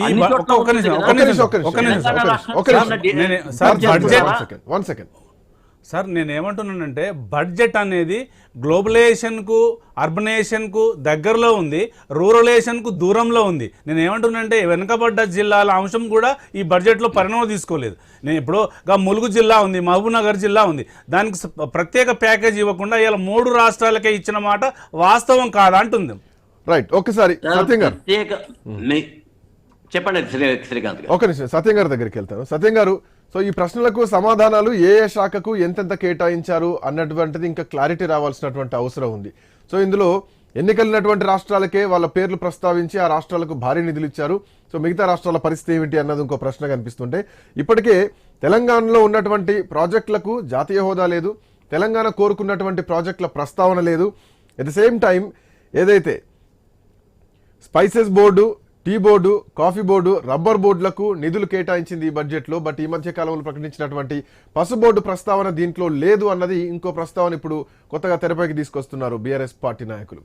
సో తెలంగాణ విషయం ప్రధానంగా తెలంగాణలో ఇప్పుడు చర్చ నడుస్తుంది. ఇప్పటికే ముఖ్యమంత్రి రేవంత్ రెడ్డి ఇంకా సమీక్ష సమావేశంలోనే ఉన్నారు. ఏం జరిగింది అనుకోవాలా, ఎట్లాంటి కేటాయింపులు? సత్యం గారు ఒక్క నిమిషం అండి, సత్యం గారు ఒక్క నిమిషం మాట్లాడు. మీరు ఒక్క నిమిషం అండి. ఇప్పుడు మీరు కాళేశ్వరంకి ఇవ్వలేదు అంటున్నారు, మరి ఉత్తరప్రదేశ్లో కానీ, మధ్యప్రదేశ్లో కానీ, గుజరాత్లో కానీ ఏదైనా కేంద్ర ప్రభుత్వం మొత్తం 100% ఏదైనా ఇచ్చిందా అండి? మరి దాంట్లో ఎందుకు కంపేర్ చేయరు? ఒకటి అన్ని రాష్ట్రాల్లో ఎక్కడికైనా మొత్తం అంతా కూడా కేంద్రాలు ఇస్తూ ఉంటే, పోలవరం అనేటువంటిది విభజిత రాష్ట్రం కాబట్టి పోలవరానికి ప్రత్యేకంగా ఆ యొక్క నిధులు వచ్చాయి, దానికి సంతోషించాలి తప్ప ఎప్పుడు మాకు తెలంగాణకి రాలేదంటే ఏ రాష్ట్రానికి కూడా రాలే, కేరళకు రాలే, ఉత్తరప్రదేశ్కు రాలే, మధ్యప్రదేశ్కు రాలే, ఢిల్లీకి రాలే, కాశ్మీర్కి కూడా రాలే. అడగడంలో కోరడంలో తప్పులేదు కదా. 30 సార్లు ఢిల్లీకి పోయి అడిగినప్పుడు సో ఒక రాష్ట్రం అడగడంలో తప్పులేదు కదా సార్. నాకు కూడా అడుగుతాను సార్, మా కదిరికే కావాలా మొత్తం నిధులన్నీ, నా కదిరి మొత్తం అంతా కూడా బ్రహ్మాండంగా అయిపోవాలని. ఇంతకుముందే వాళ్ళు ములుగు జిల్లాకు ఎందుకు ఇవ్వలేదు అని అడిగారు. మరి ములుగు జిల్లాకు మీ యొక్క ప్రభుత్వం 10 సంవత్సరాలు ఉన్నది కదా, ఎందుకు మీరు ఇవ్వలేదు? హైదరాబాద్ లో నుంచి వేల కోట్ల రూపాయలు నిధులు ఇస్తున్నారు కదా. ఇప్పుడు మీరు అంటారు ములుగు జిల్లాకు కేంద్ర ప్రభుత్వం ఇవ్వకున్నా కూడా మెడికల్ కాలేజ్ ఇచ్చాము, అక్కడ గిరిజన యూనివర్సిటీ తీసుకొచ్చాము సార్. కేంద్రంతో సంబంధం లేకుండా ఒక ములుగులో ఒక మెడికల్ కాలేజ్ తీసుకొచ్చాము, కేంద్రంతో సంబంధం లేకుండా. అవి తర్వాత మేము పెట్టిన తర్వాత మీరు రికగ్నైజ్ ఇస్తున్నారు. నేను ఏమంటున్నానంటే మీరు ఇవ్వలేదు, మేము పెట్టిన తర్వాత మీరు రికగ్నైజేషన్ ఇస్తున్నారు, మేము పెట్టిన తర్వాత మీరు రికగ్నైజ్ ఇస్తున్నారు. మెడికల్ కాలేజ్ క్లారిటీ ఇస్తారా కేటాయింపులకు సంబంధించిన? సత్యం గారు క్లారిటీ ఇస్తారా? కేటాయింపులకు సంబంధించినటువంటి కన్ఫ్యూజన్ నడుస్తోంది. సో ఒక రాష్ట్రానికి ఎందుకు ఇచ్చారా అన్నటువంటి ప్రశ్న కాదు, మహారాష్ట్రానికి ఎందుకు ఇవ్వలేదు అన్నటువంటి ప్రశ్న దేశం మొత్తం వస్తుంది. సో ఈ రోజు కేరళ వాళ్ళు కేరళలో అడగవచ్చు, మధ్యప్రదేశ్లో ఉండొచ్చు. సో ఎక్కడైతే బీజేపీ పాలిత రాష్ట్రాల్లో ఒకలాంటి చర్చ నడుస్తూ ఉంటుంది, ఇటు బీజేపీయేతర పార్టీలు పాలించేటువంటి ప్రాంతాల్లో ఒక చర్చ నడుస్తుంది. సో ఈ శాఖల వారీగా ఎట్లాంటి ఎక్స్పెక్టేషన్స్ పెట్టుకోవచ్చు సత్యం గారు? ఇప్పుడు శాఖల వారీగా కేటాయించడం అనేది బ్రాడ్ బేస్డ్ డిస్ట్రిబ్యూషన్. దాంట్లో వ్యవసాయ శాఖకు 1,71,000 కోట్లు కేటాయించారండి. అన్ని రాష్ట్రాలకు కేటాయిస్తారు వాటి నుంచి. అది మ్యాచింగ్ గ్రాంట్ కింద కొన్ని, స్పెషల్ గా కొన్ని ఇటువంటి కేటాయిస్తారు. కానీ బడ్జెట్ స్పెషల్ గా మెన్షన్ అటువంటి ఆ ప్రాజెక్ట్ ఆబ్జెక్టివ్ తోటి కేటాయించినటువంటి వాటి గురించి అడుగుతారు. ఇవాళ బీహార్లో కేటాయించినటువంటి, గతంలో మిగతా రాష్ట్రాల్లో కేటాయించినటువంటి వాటికి అట్లా ఒక ప్రాజెక్టు లేదా 2 ప్రాజెక్టులు తెలంగాణకు ఎందుకు ఇవ్వలేదు, ఎందుకు మెన్షన్ చేయలేదనేది ప్రశ్న ఇక్కడ. తర్వాత రెండవది, రాష్ట్ర ప్రభుత్వం గతంలో బీఆర్ఎస్ అయినా ఇప్పుడు కాంగ్రెస్ అయినా, ఈసారి కాంగ్రెస్ ప్రభుత్వం అన్ని డిమాండ్స్ కలిపి 1,50,000 కోట్లకు కేంద్ర ప్రభుత్వం మీద ముందు పెట్టింది డిమాండ్. పెడితే దాంట్లో ఒక 40,000 కోట్లైనా వస్తాయి అనేది ప్రభుత్వం యొక్క ఎక్స్పెక్టేషన్. కాబట్టి ఆ 40,000 కోట్లు కూడా రాలేదు కాబట్టి తెలంగాణకి ఏమి ఇవ్వలేదు అనేటువంటి రాలేదు ప్రశ్న అనేది వస్తుంది. తెలియలేదు కదా సార్, ఇంకా అంటే శాఖల వారీగా తెలియలేదు కదా, నన్ను అవి చెప్పనీయండి. కామన్ గా వచ్చాయి సార్. తెలియలేదు కదా అంటున్నాను నేను. శాఖల వారికి వచ్చాయి కావు, శాఖల గారు వచ్చాయి కామన్ గా వస్తాయి. కానీ స్పెషల్ గా మెన్షన్డ్ ప్రాజెక్టులు ఏమి మెన్షన్ చేయలేదు, బీహార్ లో మెన్షన్ చేసినట్టు తెలంగాణలో మెన్షన్ చేయలేదు అనేటువంటిది ఇవాళ ఉన్నటువంటి డిమాండ్. కాబట్టి శాఖల వారిగా కేటాయించినటువంటి వాటికి ఆయా పథకాలకు నిధులు వస్తాయి. దాంట్లో మనం ఇవాళ స్పెషల్ గా మెన్షన్ చేయాల్సిన పని లేదు. కానీ స్పెషల్ గా ఆబ్జెక్టివ్ తోటి, ప్రాజెక్ట్ ఆబ్జెక్ట్ తోటి కేటాయించిన నిధులు తెలంగాణకు ఇవ్వలేదు అనేది వాళ్ళు ఉన్నటువంటి ప్రశ్న. కాబట్టి ఇవాళ తెలంగాణకు విభజించినప్పుడు ఏమేం ప్రాజెక్టులు అయితే నేషనల్ ప్రాజెక్టు లేదా 13th షెడ్యూల్లో ఏమేం ప్రాజెక్టులు అయితే మెన్షన్ చేశారో ఆ ప్రాజెక్టుల గురించి ఎందుకు నిధులు ఇచ్చేటువంటి విషయం ఆలోచించట్లేదు అనేది. 13th షెడ్యూల్లో మీరు చూడండి, మీరు చూస్తే దాంట్లో కాజీపేట కోచ్ ఫ్యాక్టరీ ఉంది, బయ్యారం స్టీల్ ఫ్యాక్టరీ ఉంది, గిరిజన యూనివర్సిటీ ఉంది, తర్వాత ఒక జాతీయ ప్రాజెక్టు దాని సాధ్యాసాధ్యాలు బట్టి ఒక జాతీయ ప్రాజెక్ట్ అని ఉంది 13th షెడ్యూల్లో. ఇన్ని మెన్షన్ చేసినప్పుడు ఒకటైనా ఎందుకు కేంద్ర ప్రభుత్వం జాతీయ ప్రాజెక్టుగా డిక్లేర్ చేయట్లేదు అనేది తెలంగాణ ఉన్నటువంటి అన్ని రాజకీయ పార్టీల యొక్క డిమాండ్. ఓసారి ఒకటి అధికారంలో ఎట్లా ఉన్నటువంటి డిమాండ్. కాబట్టి ఇవాళ మిగతా రాష్ట్రాలు ఇచ్చినప్పుడు స్పెషల్ గా మెన్షన్ చేసిస్తున్నారు. బడ్జెట్ లో తెలంగాణ ప్రాజెక్ట్ ఒకటి ఎందుకైనా మెన్షన్ చేయలేదు అనేటువంటిది ఇవాళ ఉన్నటువంటి ప్రశ్న. తర్వాత ఇంకొకటి, నిధులు వాస్తవమే, ఎందుకంటే అన్ని రాష్ట్రాల నుంచి పోయిన నిధులే కేంద్రంలో మరి రక్షణ శాఖ కేటాయించాలి, పోలీస్ శాఖ కేటాయించాలి, ఇటువంటి చాలా ఉన్నాయి. అవి మొత్తం కూడా అన్ని రాష్ట్రాలు పంచుకోవాలి. కాబట్టి మనం ఇచ్చిన నిధులు కేంద్రం నుంచి మళ్ళీ రిటర్న్ రావు. కానీ మనం ఆదర్శంగా సౌతర్న్ స్టేట్స్ ఉండటంతో, జనాభా తగ్గించుకోవటంతో, డెవల్యూషన్ ఆఫ్ ఫండ్స్ జనాభాని బట్టి ఇవ్వటంతో సౌత్ రాష్ట్రాలు బాగా నష్టపోతున్నాయి. అది ముఖ్యమంత్రుల యొక్క ఆవేదన. మేము ఆదర్శంగా ఉండి 60 ఏళ్లలో ఆబ్జెక్టివ్ గా పనిచేస్తే ఇవాళ అది వ్యతిరేకంగా అవుతుంది. రేపు పార్లమెంటు నియోజకవర్గాల విభజన కానీ, ఇవాళ డెవల్యూషన్ ఆఫ్ ఫండ్స్ కానీ, వీటిల్లో నష్టపోతున్నాం అనేటువంటి ఆక్రోశం తప్పేం కాదు. మేము మిగతా రాష్ట్రాలకు, వెనకబడ్డ రాష్ట్రాలకు ఇవ్వాలి అంటే కేంద్రానికి వచ్చేటువంటి ఉన్నాయి సెస్సులు. ఇవాళ రేపు మార్చి లోపు రిజర్వ్ బ్యాంక్ ఆఫ్ ఇండియా 2 లక్షల కోట్లు సెస్ ఇవ్వబోతుంది, డివిడెండ్ ఇవ్వబోతుంది. అట్లాగే ఇతర సెస్సులు ఇంకో 4 లక్షల కోట్లు, ఒక 5-6 లక్షల కోట్లు డైరెక్ట్ కేంద్రం చేతుల్లో పడుతున్నాయి. వాటి నుంచి మీరు ఇతర వెనకబడ్డ రాష్ట్రాలకు కేటాయించండి, కానీ మా రాష్ట్రం నుంచి ఇచ్చినటువంటి సోర్సెస్ అన్నా మాకు రిసోర్సెస్ ఇవ్వండి అనేటువంటిది సౌతర్న్ రాష్ట్రాల యొక్క డిమాండ్. కాబట్టి కేంద్ర ప్రభుత్వం వెనకబడ్డ ప్రాంతాలకు డెవలప్ చేయాల్సిందే. కానీ ఇప్పుడు ఒకటే ఆదాయం నుంచే డెవలప్ చేయట్లే, కేంద్రమైన రాష్ట్రాలైనా అప్పులు తెచ్చి చేస్తుంది. ఇప్పుడు దరిదాపు 60 లక్షల కోట్ల నుంచి 183 లక్షల కోట్లకు అప్పు పెరగబోతుంది రానున్న కాలంలో. నిన్న సర్వే ప్రకారం ఇప్పటికే 160 లక్షల కోట్లు టచ్ అయింది. ఈ ఫైనాన్షియల్ అయిపోయే వరకు 183 లక్షల కోట్లు అవుతుంది అప్పు అంటున్నారు. సత్యం గారు ఇంకొకటి క్లారిటీ ఇవ్వండి. కేంద్రం ఏ సంస్కరణ తీసుకొచ్చినా దాంట్లో తెలంగాణకు భాగస్వామ్యం ఉంటుంది. సో ఒక తెలంగాణ కాదు, కేరళకు ఉంటుంది, మధ్యప్రదేశ్కు ఉంటుంది, మహారాష్ట్రకు ఉంటుంది, బాంబేకు ఉంటుంది, ఎందుకంటే తీసుకొచ్చేది కేంద్రం కాబట్టి. సో దీంట్లో తెలంగాణలో దరిదాకా 10 లక్షలకు పైగా ఎంఎస్ఎంఈలు ఉన్నాయి. స్టార్టప్ కంపెనీలకు దీంట్లో లబ్ధి జరుగుతుంది. 5 ఏళ్లల్లా, ఏది ఈ రానున్న 5 ఏళ్లల్లా ఎంఎస్ఎంఈలకి 150,000 కోట్లు వస్తున్నాయని చెప్పేసి ఇప్పుడు కిషన్ రెడ్డి చేసినటువంటి వ్యాఖ్య. సో అవి వచ్చేటి ఎట్లాగూ వస్తాయి. ఇందాక నేను ముందుగా చెప్పినట్టు కేంద్రం చేసినటువంటి ఏ సంస్కరణలైనా అన్ని రాష్ట్రాల దానిలో భాగస్వామ్యే. తెలంగాణ ప్రత్యేకమే, కాకపోతే తెలంగాణకు ప్రత్యేకంగా ఏమిటి అన్నదే ఇక్కడ ప్రశ్న కదా.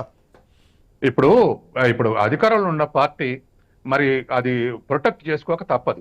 ఎందుకంటే కిషన్ రెడ్డి గారు బడ్జెట్ లో 1,50,000 కోట్లు 50 ఏళ్లలో వడ్డీ లేకుండా తీర్చేటువంటి పథకం 1,50,000 కోట్లు అప్పులు ఇస్తున్నాం అన్నారు. అంటే తెలంగాణకు అందులో ప్రతి రాష్ట్రానికి 4,000 5,000 కోట్లు సైజును బట్టి, అవసరాన్ని బట్టి, జనాభాని బట్టి వస్తాయి. అది కేంద్రం పెట్టినటువంటి ఒక పాలసీ. ఆ పాలసీలో భాగంగా వస్తాయి. అట్లాగే ఎంఎస్ఎంఈలకు 5 కోట్ల నుంచి 10 కోట్లు పరిమితి పెంచడం, స్టార్ట్అప్ కంపెనీలకు 10 కోట్ల నుంచి 20 కోట్లు పెంచడం, అది నేషనల్ పాలసీ. నేషనల్ పాలసీలో భాగంగా ఏ రాష్ట్రమైనా బెనిఫిట్ అయింది. కానీ ఒక రాష్ట్రానికి ప్రత్యేకంగా ఏమి ఇచ్చారన్నప్పుడు కిషన్ రెడ్డి గారు ఇవి చెప్పడం కరెక్ట్ కాదు. ఇవి ఎందుకు ఇవ్వలేదో చెప్తే, ఇప్పుడు సపోజ్ కిషన్ రెడ్డి గారు ఎందుకు బయ్యారం ఫ్యాక్టరీ పెట్టలేదంటే ఎక్స్పర్ట్స్ రివ్యూ చేసి అక్కడ ఫ్యాక్టరీ పెడితే దానికి క్వాలిటీ లేదు ఐరన్ ఓర్ లో, కాబట్టి పెట్టట్లేదు అన్నాడు. అది సైంటిఫిక్ ఉంది. అటువంటి ఆన్సర్స్ ఇవ్వాలి. ఏది దేనికైనా నేషనల్ ప్రాజెక్ట్ ఎందుకు ఇవ్వట్లేదు, స్పెషల్ గా మెన్షన్ చేసినటువంటి ప్రాజెక్టులు ఎందుకు, వాటి కారణాలు చెప్పాలి.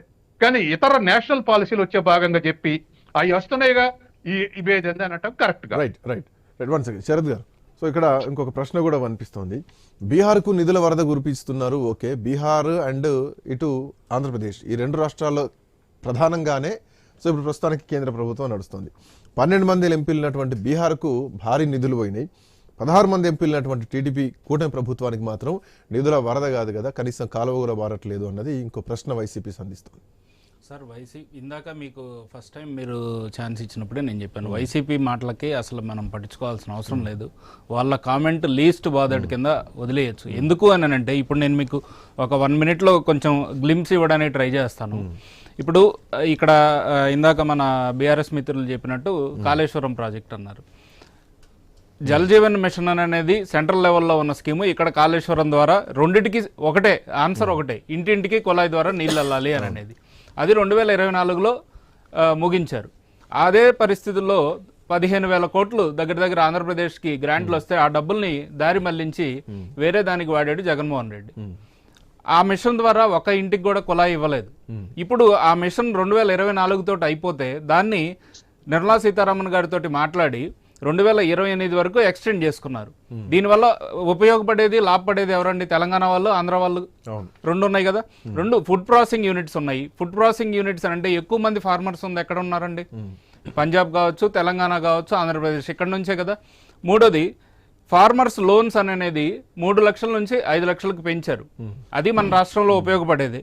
రెండోది పిఎం దందనయ కృషి యోజన కింద 100 బ్యాక్వర్డ్ డిస్ట్రిక్ట్లని తీసుకుందాం అనుకుంటున్నారు. ఆ 100 డిస్ట్రిక్టుల్లో తెలంగాణకి, ఆంధ్రప్రదేశ్కి కూడా కొన్ని డిస్ట్రిక్ట్లు వస్తాయి కదా.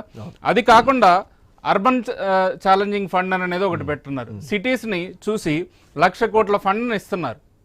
1,00,000 కోట్ల ఫండ్లో సిటీస్లో రోడ్స్ కావచ్చు, వాటర్ కావచ్చు, డెవలప్మెంట్ చేయడానికి ఒకటి ఇచ్చారు. ఇది కాకుండా ఐఐటీస్, ఆంధ్రాలో ఐఐటీ ఉంది, తెలంగాణలో ఐఐటీ ఉంది. ఐఐటీలో కెపాసిటీ పెంచడానికి ఈరోజు బిల్లు పెట్టారు కదండి. అందులో కూడా 2 రాష్ట్రాలు లబ్ధి పొందుతాయి కదా. మెడికల్ సీట్లు 70,000 మెడికల్ సీట్లు పెంచుదామని అనుకుంటున్నారు. 70,000 మెడికల్ సీట్లు పెంచుతున్నారు అంటే ఇక్కడ ఆంధ్ర, తెలంగాణ 2 రాష్ట్రాల్లో జిల్లాకు ఒక భారత బడ్జెట్ కాబట్టి ఆంధ్ర, తెలంగాణ 2014 అంటే ఇక్కడ జరిగింది ఏంటంటే 2014కు ముందు ఓవరాల్ గా ఇండియా బడ్జెట్ అంటే ఇండియా లాగా చూసారు. కాకపోతే విభజించిన తర్వాత ఏంటంటే నా రాష్ట్రం గురించి ఏదైనా చెప్పారా, నా రాష్ట్రం గురించి ఏదైనా చెప్పారా అని గత 10 సంవత్సరాలుగా హయాంలో కూడా కేంద్రం నుంచి నిధులు తెచ్చుకున్నటువంటి సందర్భాలు ఉంటాయండి, ఉంటాయి. ఇప్పుడు ఇందాక మన అనలిస్ట్ గారు చెప్పినట్లుగా సార్, ఇప్పుడు నేను ఏమంటున్నానంటే టీడీపీ బ్రదర్ ఏమంటున్నానంటే సామాజికంగా బీజేపీ ఇచ్చే శాఖల వారీగా నేను చెప్తున్నది. బీజేపీ వాళ్ళు చెప్పాల్సింది టీడీపీ గౌరవం చెప్పిండ్రు.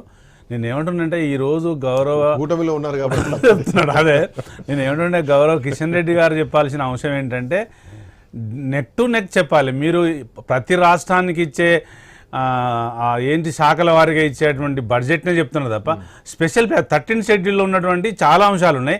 సరే, ఒకటి అది పర్యావరణం గురించి, ఐరన్ ఓర్ లేదనేది బయ్యారం ఉక్కు ఫ్యాక్టరీ పోతే, కాజీపేట గురించి చెప్పాలి, పోలవరం గురించి, మన ఈ పాలమూరు రంగారెడ్డి గురించి చెప్పాలి, కాళేశ్వరం గురించి చెప్పాలి, మన యాదాద్రి మన అది దాని గురించి చెప్పాలి. కానీ అంటే బీజేపీ ప్రభుత్వంలో ఉండి అబద్ధాలు చెప్పడానికి ఇది మనం తెలంగాణలో ఉన్న బండి సంజయ్ గారు, కిషన్ రెడ్డి గారు వైఫల్యం చెందారు. ఇంకొకటి ఏంటంటే రేవంత్ రెడ్డి గారు గౌరవ ముఖ్యమంత్రి గారు కూడా వైఫల్యం చెందారు. ఎందుకంటే షామీర్పేటకు, మేడ్చెల్కు మెట్రో పొడిగించడం కోసం 23,000 కోట్లు అడిగిన కేంద్రాన్ని 1,50,000 కోట్ల మెమోరాండాలు పోయినాయి. 40,000 కోట్లు వస్తాయనుకున్నారు. మూసి 40,000 కోట్లు వస్తాయనుకున్నారు. కానీ ఇప్పుడు 40 రూపాయలు కూడా రాలేదు. అది సపరేట్గా తెలంగాణకు రావాల్సినటువంటి వాటాలు శాఖల వారికి వచ్చే బడ్జెట్లు వస్తాయి. నేను స్పెషల్ గ్రాంట్ల గురించి అడుగుతున్నా, అవి తేలేకపోయినరు. ఇప్పుడు అన్నారు అన్నట్టు రేవంత్ రెడ్డి గారు ఫెయిల్ అయినారు అన్నట్టు మేమేమని ఇవ్వలేదా సార్? మేము చాలా బాధ్యతగా మాకు ఇన్ని ఖర్చులు ఉంటాయి, మేము ఇన్ని ప్రాజెక్ట్స్ పెట్టుకుంటున్నాము, షామీర్పేట దగ్గర, మూసీ దగ్గర మేము ఇవన్నీ ప్రాజెక్ట్స్ చేయాలనుకుంటున్నాము, రాష్ట్ర అభివృద్ధి కోసం ముందుకెళ్లాలని మేము నివేదిక ఇచ్చినాం, వాళ్ళ ముందు అర్జీ పెట్టినాము, దరఖాస్తు పెట్టినాము. అది వాళ్ళు స్వీకరించకుండా అక్కడ ఉన్నటువంటి బీజేపీ పార్టీకి సంబంధించిన ఎంపీలు దానిపైన మాట్లాడకుండా ఇక్కడ బీఆర్ఎస్ ఏం కామెంట్ చేసుకుంటది అంటే, మేము పార్లమెంట్ లో మేము ఉంటే మా వాయిస్ వినిపించడం ఉన్న 10 ఏళ్ళు ఏం చేశారు? ఉన్న 10 ఏళ్ళు ఏం చేయలేదు. తప్పించుకోవచ్చు కానీ కంక్లూడ్ ప్లీజ్. ఒక్క నిమిషం సార్, వీళ్ళు ఈ రోజు తప్పించుకోవచ్చు, కానీ 10 ఏళ్ళు వీళ్ళు చేసింది కూడా పెద్దగా ఏం లేదు సార్. వీళ్ళు గతంలో కూడా జన్ధన్ ఖాతాలు మేము తెరవండి, మీకు మొత్తం సమగ్రంగా దేశ సమగ్రం చేస్తామన్నారు, కానీ ఏం చేయలేదు సార్. ఇంతకుముందు అన్నగారు కూడా చెప్పుకుంటూ 100 డిస్టిక్లు ఆంధ్రప్రదేశ్లో ఉంటాయి, తెలంగాణలో ఉంటాయి. దేశంలో 2 రాష్ట్రాల్లో లేవు సార్, 29 రాష్ట్రాల్లో 100 జిల్లాల్లో తెలంగాణలో ఎన్ని రాష్ట్రాలు ఉన్నాయి సార్? ఏ శాఖకు ఏ రాష్ట్రానికి ఎంత తెలంగాణ నుంచి అడిగినటువంటి డిమాండ్లలో ఒక్కటన్నా కనీసం తీర్చలేదు కదా, ఒక్కటన్నా పేరు వస్తుందేమో అనుకున్నా, అది రాలేదు.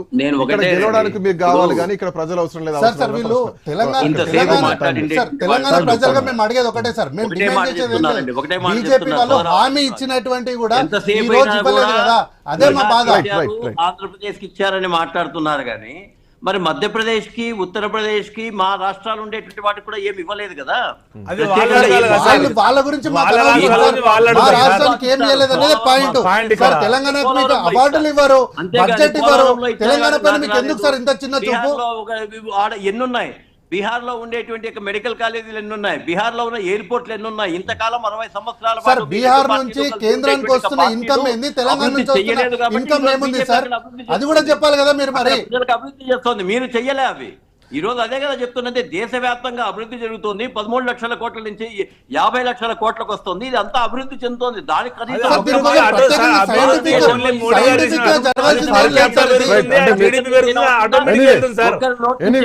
ఒక నానుడు అయితే ఉంది.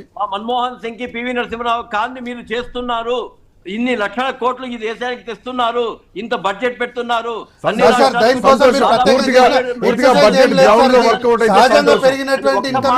నోట్ల నుంచి వస్తుందా?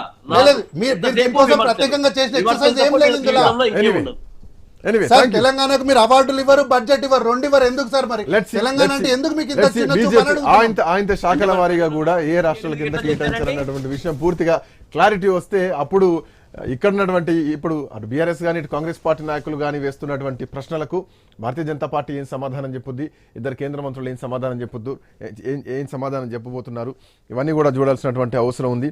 ఇప్పటికే తెలంగాణలో అసలు ఐటీఐఆర్కి ఇవ్వాలి, ఒక తెలంగాణకు ఐటీఐఆర్ రావాలి, అట్ ది సేమ్ టైం గిరిజన యూనివర్సిటీ రావాలి. పసుపు బోర్డు మొన్న ప్రకటించడం జరిగింది, దానికి నిధులు కూడా కేటాయించలేదు. ఓఆర్ఆర్కి సంబంధించినటువంటి కానీ, రీజనల్ రింగ్ రోడ్డుకు సంబంధించినటువంటి కానీ, ఇంకా ఎయిమ్స్ సంబంధించినటువంటి నిధుల విషయంలో కూడా తెలంగాణకు అన్యాయం జరుగుతోంది. బీబీనగర్ ఎయిమ్స్ విషయంలో, సైనిక్ స్కూల్స్ విషయం అయితేనేమి, ఇంకా రావాల్సిన పూర్తిగా ఉన్నటువంటి కొత్త జిల్లాల్లో, వెనకబడ్డటువంటి జిల్లాల్లో రావాల్సినటువంటి నిధుల గురించి కానీ పూర్తి క్లారిటీస్ రావాల్సినటువంటి అవసరం ఉంది. తెలంగాణ బీజేపీ ఏం సమాధానం చెప్పబోతోంది అన్నది కూడా వెయిట్ చూడాల్సినటువంటి అవసరం అయితే ఉంది. So anyway, thank you so much Kamboj Venkateswarlu గారు, కార్తీక్ గారు, శరత్ చౌదరి గారు, మిట్టా పార్థసారథి గారు, అండ్ సత్యం గారు. So that's all for now. Next updates continue అయితే కీప్ వాచింగ్ ఐ న్యూస్.